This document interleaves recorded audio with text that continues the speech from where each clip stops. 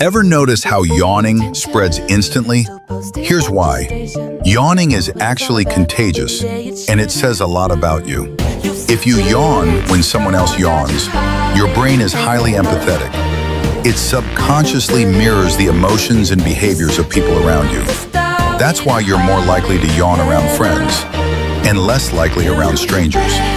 So next time someone yawns and you do too, it's not because you're tired, it's because your brain is socially connected.